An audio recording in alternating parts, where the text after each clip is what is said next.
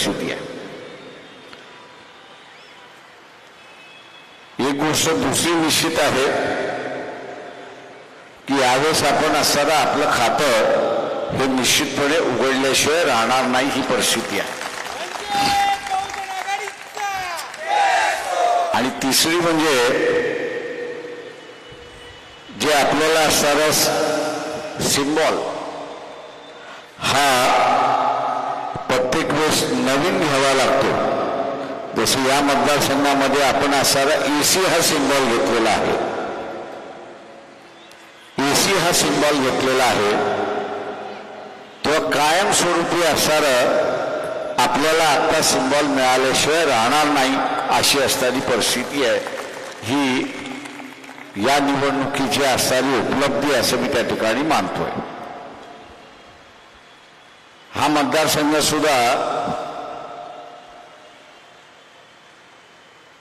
जर कार्यकर्त्यांनी ठरवलं, आपण सगळ्यांनी ठरवलं तर आपण जिंकू शकतो अशा असणाऱ्या स्थितीमध्ये आहोत। मी नेहमी म्हणत असतो की मैदानाच्या लढाईच्या अगोदर एक लढाई आपल्याला स्वतःबरोबरच करावी लागते की मी हारणार की जिंकणार, मी हारणार की जिंकणार ही लढाई मलाच स्वतःबरोबर करावी लागते। मी ज्यावेळेस म्हणतो की मी जिंकणार त्यावेळेस मग जिंकायचं कसं याचा सगळा आराखडा मी त्या ठिकाणी मांडत असतो अशी परिस्थिती आहे। आणि एकदा जिंकायचं ठरवलं की मग आपल्याला मार्ग सुटतात अशी एक परिस्थिती आहे। त्याच्यातला एक मार्ग मी आपल्याला सांगतो की या मतदारसंघामध्ये फुलेशाहू आंबेडकरांना आणि त्याच्याचबरोबर मानवतेला मानणारा वर्ग हा फार मोठ्या प्रमाणात आहे, हा फार मोठ्या प्रमाणात आहे। त्यांनी 100% मतदान करावं हे माझं असणारं त्यांना आव्हान आहे। त्यांनी 100% मतदान करावं आणि ते मतदान करत असताना त्यांनी एसीच्या समोरच्या बटनाला एसीचं बटन दाबून त्यांनी दौलत खान यांना त्यांना असणारं मतदान द्यावं हे आव्हान या ठिकाणी करतोय। जे विरोधक आहेत त्यांची सुद्धा आपण असणारा ताकद या ठिकाणी कमी लेखतोय असं नाही, पण दुर्दैवाने त्यांची ताकद विभागलेली आहे। मागच्या लोकसभेच्या निवडणुकीमध्ये उद्धव ठाकरे, शिवसेना आणि बीजेपी हे एकत्र होते अशी असणारी परिस्थिती आहे, हे एकत्र होते अशी असणारी परिस्थिती आहे। आज दोघंही वेगवेगळे आहेत। बीजेपीची मतं बीजेपीकडे आणि उद्धव ठाकरे यांची मतं त्यांच्याकडे। पण उद्धव ठाकरे यांची जी मतं आहेत त्याच्यामध्ये पुन्हा असणारं विभाजन आहे हे आपण लक्षात घ्या। आणि ते विभाजन म्हणजे एकनाथ शिंदे यांच्याकडे असणारी जी शिवसेना गेलेली आहे तेव्हा शिवसेनेची जी मतं आहेत पूर्वी एकत्र जायची, आत्ताच्या याच्यामध्ये काही मतं ही एकनाथ शिंदेकडे जातील आणि काही मतं ही असणारी उद्धव ठाकरे सेनेकडे जातील अशी असणारी परिस्थिती आहे। दुसरं जे आहे यांची युती जरी झालेली असली तर या मतदारसंघामध्ये उद्धव ठाकरे सेनेबरोबर काँग्रेसचे कार्यकर्ते प्रचार करताना आपल्याला दिसत आहेत का? मला तरी कुठे दिसलेले नाही। उद्या असणारा फक्त एक नौटंकी होणार आहे ज्याला तमाशा मी असताना म्हणतो की हे आम्ही तिघं एकत्र आहोत हे दाखवण्यासाठी टीका केल्यानंतर शेवटची एक सभा त्यांची उद्या मला वाटतं मुंबईमध्ये आहे असं मी कुठेतरी ऐकतोय। ही नौटंकी आहे। गळ्यात गळा काय घालतील, रडगाणं काय करतील, आनाभाका काय घेतील, पण त्या आनाभाका असणाऱ्या मतदारसंघामध्ये दिसल्या पाहिजेत। आनाभाका तिथे दिसत नाही। मी असताना काँग्रेसवाल्यांना ज्यावेळेस विचारलं, अरे बाबा तुम्ही त्या शिवसेनेच्या उमेदवाराचा प्रचार करत नाही ते काँग्रेसवाले म्हटले प्रकाशराव प्रचार करून काय उपयोग आहे, ते काय आपल्या बरोबर राहणार नाहीत, ते आपल्या बरोबर राहणार नाहीत, ते असणार उद्या भारतीय जनता पक्षाबरोबर जातीलच आणि भारतीय जनता पक्षाबरोबर जातील आणि नरेंद्र मोदी यांनी असं सांगितलंच आहे की उद्धवना ज्या ज्या वेळेस मदत लागेल त्या त्यावेळेस मी मदत द्यायला तयार आहे. त्याच्यामुळे सांगगाठ झाली आहे, त्याच्यामुळे आम्ही असणारं त्यांचं काम करणार नाही अशी असणारी परिस्थिती आहे. अशी असणारी परिस्थिती त्या ठिकाणी दिसते. त्याच्यामुळे काँग्रेसवाले जे आहेत ते घरी बसले, त्या घरी बसलेल्या काँग्रेसवाल्यांना म्हणतो की मी वाटाघाटीच्या वेळेसच आपल्याला सांगत होतो की आपला सँडविच झाल्याशिवाय राहणार नाही हे लक्षात घ्या. एका बाजूला एनसीपी आणि दुसऱ्या बाजूला शिवसेना म्हणजे उद्धव ठाकरेंची शिवसेना ही असताना आपल्याला सँडविच गेल्याशिवाय राहणार नाही आणि तीच अवस्था आपल्याला या ठिकाणी दिसते. अशी असणारी परिस्थिती आहे. काँग्रेसवाल्यांना मी आवाहन करतोय, आपण दौलत खानला यांना असणारं दौलत खानला मदत करा. विधानसभेच्या निवडणुकीमध्ये आपण एकत्र लढू हे आश्वासन मी आपल्याला असणारं या ठिकाणी देतो. हे आश्वासन मी आपल्याला या ठिकाणी देतो की आपण विधानसभा एकत्र लढूया. मला काही काँग्रेसवाले म्हणतात आम्हाला आता काहीच राहिलेलं कामच राहिलेलं नाहीये, म्हणून त्यांना सर म्हणतो की तुम्हाला काम राहिलेलं, तुम्हाला भरपूर काम राहिलेलं आहे. वंचित बहुजन आघाडीच्या उमेदवाराचा तुम्ही घर बसल्या वस्त्यांमध्ये जसं जमेल तसा असताना प्रचार करा असं आपण त्या ठिकाणी सांगतोय. अशी असणारी परिस्थिती आहे. दुसरं जे आहे या ठिकाणी सगळ्यात महत्वाचं आणि ते म्हणजे मुस्लिम समाजाचं आहे. मुस्लिम समाज असा म्हणतोय की 21 राज्यामध्ये आम्हाला असणारा काँग्रेस पक्षाने एकही उमेदवार दिलेला नाही, एकही उमेदवार दिलेला नाही असं म्हणून त्या ठिकाणी सांगतात. त्यांचं म्हणणं बरोबर आहे की काँग्रेसवाल्यांनी उमेदवारी दिली नाही, एनसीपी वाल्यांनी दिली नाही आणि उद्धव ठाकरे तर देणारच नाही अशी असणारी परिस्थिती आहे. पण मुस्लिम समाजाचा उमेदवार हा वंचित बहुजन आघाडीने उभा केलाय हे असणारं मुस्लिम समाजाने पहिल्यांदा लक्षात घेतलं पाहिजे. याच मतदारसंघामध्ये मी मगाशी असणारं गणित आपल्याला सांगितलं की यांची मतं विभागलेली आहे. भले मागच्या वेळेस यांना असणारं 4 लाख मतं मिळाली असतील, 5 लाख मतं मिळाली असतील, पण आज ती 5 लाख मतं शिल्लक नाही आहेत. त्याच्यापैकी 1.5 लाख 2 लाख मतं दुसरी घेऊन गेलेत. यांच्याकडे असणारा फक्त 3 लाख राहते. अशी असणारी परिस्थिती आहे. मी इथल्या असणाऱ्या मुस्लिम बांधवांना सांगू इच्छितो की वंचित बहुजन आघाडी हा असणारा मानवतेचा लढा उभा करतं. त्याच्यावर मानवतेच्या प्रश्नावरती कायमस्वरूपी लढत राहणार याच्याबद्दल दुमत नाही. पण सगळ्यात मोठा असणारा धोका आहे हे आपण असणारा लक्षात घ्या. मुस्लिम समाजाने इथला असणारा लक्षात घेतलं पाहिजे की दौलत खान यांच्या असणाऱ्या आज पेटीमध्ये 2.25 लाख मतं वंचित बहुजन आघाडीची पडलेली आहेत असं आपण गृहीत धरा. ही जाणार नाही कुठे, पक्षालाच मिळतील. 2.25 लाख मतं आहेत. जिंकायला किती लागणार आहे? 2 लाख मतं अजून लागतील. या मतदारसंघामध्ये मुस्लिम समाज हा जो आहे हा 3-3.25 लाखाचा मतदान आहे अशी असणारी परिस्थिती आहे.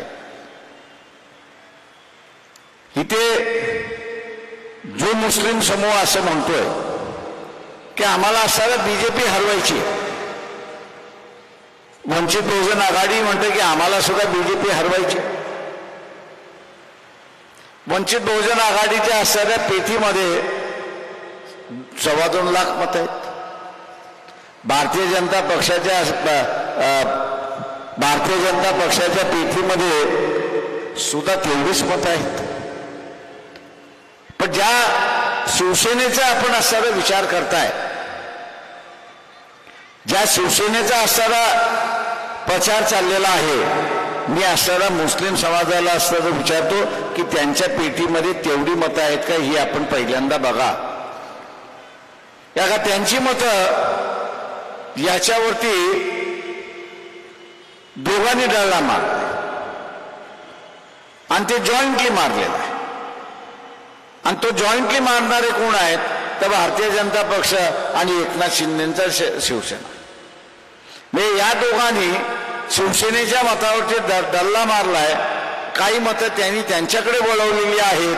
त्याच्यामुळे आज कितीही सेना म्हणत असली की आम्ही असणारा ताकदवार आहोत, 2019ची ताकद आज त्यांची राहिलेली नाही हे आपण असणारं लक्षात घ्या. 2019ची ताकद राहिली नाही. आणि म्हणून मुस्लिम समुदायाने हा विचार केला पाहिजे की प्रत्येक वेळेस आमचं कोणी त्या सभागृहामध्ये जात नाही, आमच्या सभागृहामध्ये कोणी जात नाही हे त्यांची असणारी खंत असते. आणि ती खंत बरोबर आहे असं मी त्या ठिकाणी मानतोय. आज असणारा मुस्लिम समाजाला स्वतःचा माणूस पाठवण्याची संधी आलेली आहे. तुम्ही दौलत खानला स्वीकारणार आहात की नाही हा खरा प्रश्न आहे. त्याच्यातला दुसरा महत्वाचा प्रश्न आहे, बीजेपीला हरवायचंय मान्य आहे मला. लोकसभेमध्ये किती जागा आहेत तर 543 जागा आहेत. एक नॉमिनेशन म्हणजे 44 होते. या 543 जागेपैकी आपण फक्त असणाऱ्या 4 जागेवरती या ठिकाणी अल्पसंख्याकांचे उमेदवार उभे केलेत. 4 ठिकाणी आपण असणाऱ्या उभे केलेले आहेत. 544 मधनं 4 वजा केले राहतात 500. मी मुस्लिम समाजाला असणारं आवाहन करतो की जे आपल्याला सांगत येतील की आपल्याला असणाऱ्या भारतीय जनता पक्षाला हरवायचं आहे, त्यांना निश्चितपणा की हरवायचं आहे, पण ते हरवण्याचं काम तुम्ही 540 मतदारसंघामध्ये करा. त्या 540 मतदारसंघामध्ये हा मतदारसंघ येत नाही. याचं कारण की ह्या मतदारसंघामध्ये एक मुस्लिम उमेदवार उभा आहे आणि तो मुस्लिम उमेदवार उद्याचा निवडून गेला पाहिजे. आणि म्हणून आम्ही असणारा आमचं मत असणारा दौलत खानलाच त्या ठिकाणी देणार आहोत. ही मुसलमानांनी खुंगाट बांधली पाहिजे.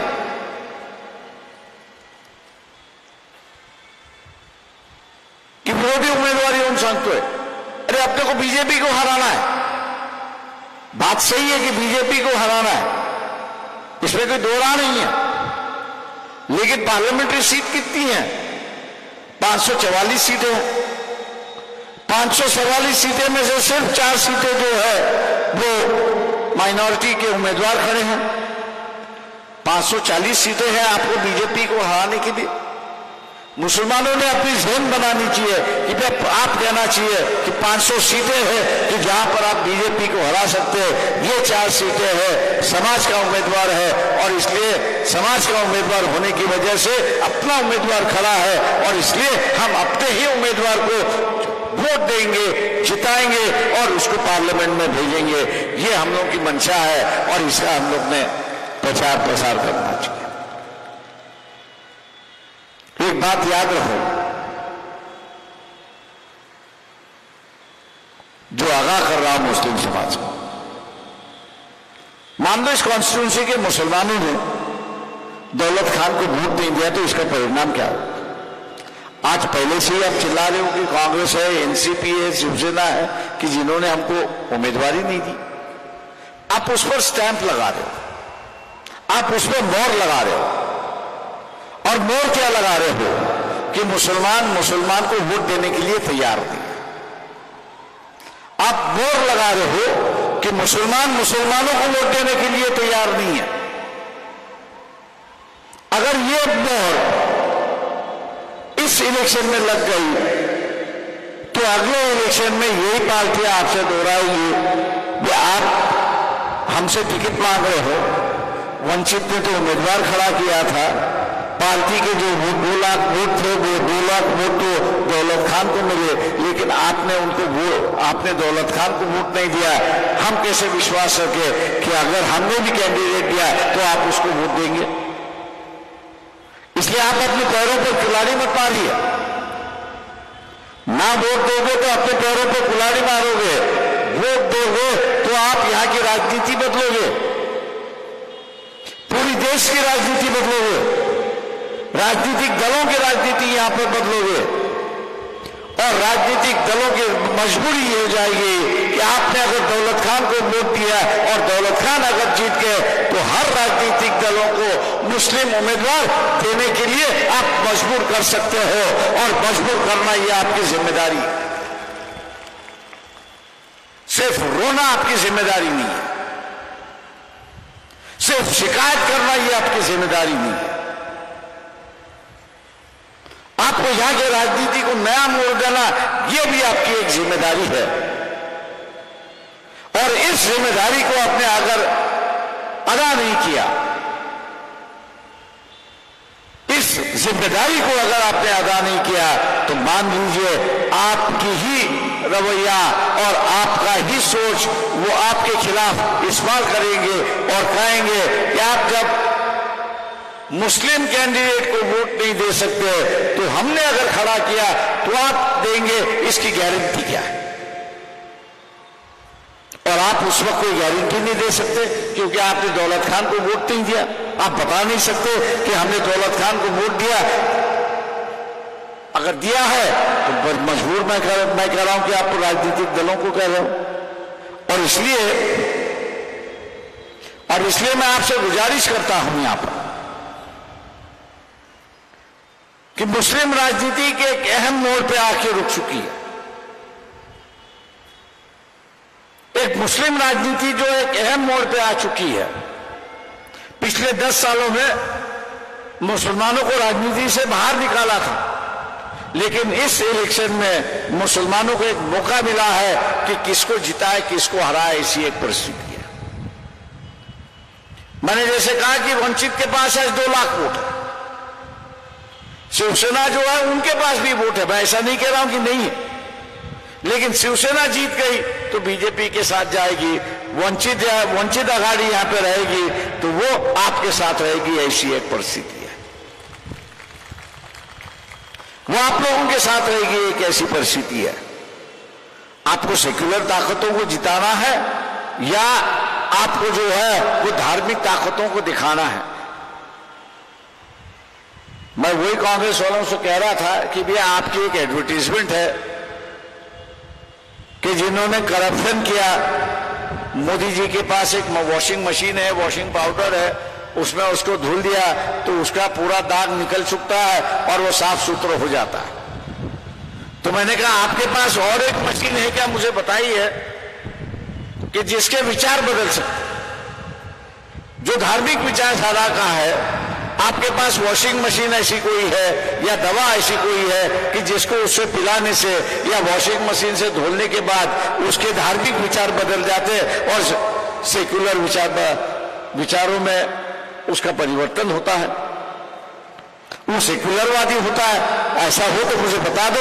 मैंने कहा जितने भी धार्मिक नेता है उनको मैंने कहा उस मशीन से धुलाता हूं या उनको वो दवा देता हूं और धार्मिकता खत्म करते हुए सेक्युलरिज्म का बढ़ावा देने की बात यहां पर करेंगे। दोस्तों, विचारधारा इतनी जल्दी नहीं बदलती। आज मैं मान के चलता हूं कि इनकी जो आज सेक्युलरिज्म की दुआ दे रहे, जो आज सेक्युलरिज्म की बात कर रहे, इनकी पुरानी तकरीरें अगर हम लोग सुने तो उनकी तकरीर और आज नरेंद्र मोदी जो तकरीर कर रहा है उसमें कोई अंतर मुझे दिखाई नहीं देता। उस समय से कोई अंतर नहीं दिखाई देता। मैं ये कहूंगा कि अगर वो कह रहे कि दी हमारी पुरानी विचारधारा को लेके हुए हम शर्मिंदगी है, तो मैं समझता हूं कि बदल चुके हैं। लेकिन उनकी शर्मिंदगी जो है वो भी कहीं जाहिर नहीं होती है। वो इतना ही कहते हैं कि हम अब मजबूर है कि हमको सेक्युलर बनना है। मजबूरी से जो सेक्युलर हुआ है और विचारधारा से जो सेक्युलर हुआ है, इसमें काफी बड़ा अंतर होता है। और इसलिए मैं मुस्लिम समाज से ऐलान करता हूं कि दौलत खान के आज उनके झोली में 2 लाख वोट है, उसकी आप चिंता करने की जरूरत नहीं। पार्टी का वोट है, पार्टी के कैंडिडेट है और पार्टी के जो वोटर है वो उनको वोट वहां पर देंगे। क्या आप जिताने के जो वोट है, मुस्लिम समाज जो जिताने के वोट है, क्या दौलत खान को वोट देगा? यही सबसे बड़ा सवाल। अपनी ताकत का सही दिशा वो अगर इस्तेमाल करना है तो मैं आप लोगों से विनती करता हूं, गुजारिश करता हूं कि दौलत खान इनकी निशानी, दौलत खान इनकी निशानी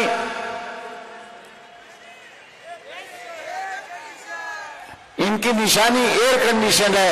एयर कंडीशन का बटन दबाकर आप इनको भारी वोटों से जिताएंगे, यही उम्मीद मैं करता हूं और आपसे विदा लेता हूं। खुदा हाफिज, जय हिंद।